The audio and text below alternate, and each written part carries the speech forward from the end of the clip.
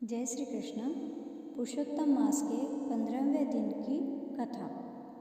वाल्मीकि ऋषि कहने लगे, इस प्रकार विष्णु की स्तुति कर ब्राह्मण सुदेव हरि के आगे बैठ गया।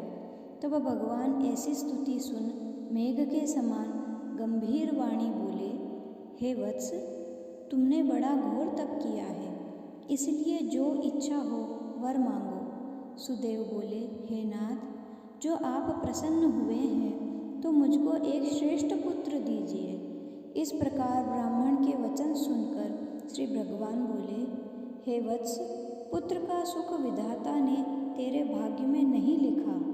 मैंने तेरे भालपट्ट के सब अक्षर देखे हैं, परंतु उनमें 7 जन्मों में भी तुझे पुत्र का सुख नहीं है।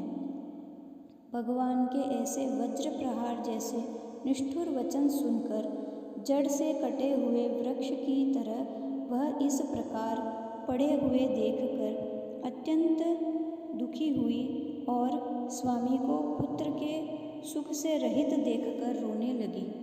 फिर वह स्त्री धैर्य धारण कर अपने पड़े हुए पति से इस प्रकार बोली, हे नाथ, धीरज धारण कीजिए।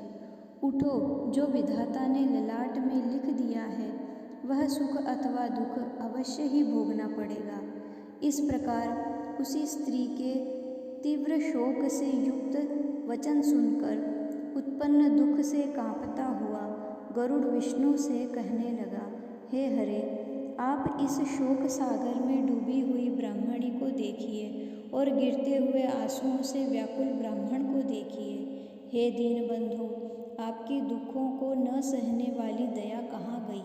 श्री नारायण बोले, इस प्रकार गरुड़ के वचन सुनकर श्री विष्णु भगवान गरुड़ से अमृत समान वचन बोले, हे खगवर, इस ब्राह्मण को एक एक मनोगत पुत्र शीघ्र दे। इस प्रकार हरि के अनुकूल वचन सुनकर गरुड़ ने अति प्रसन्न होकर उस ब्राह्मण को अति सुंदर पुत्र दिया। 15वां अध्याय समाप्त हुआ। जय श्री कृष्ण।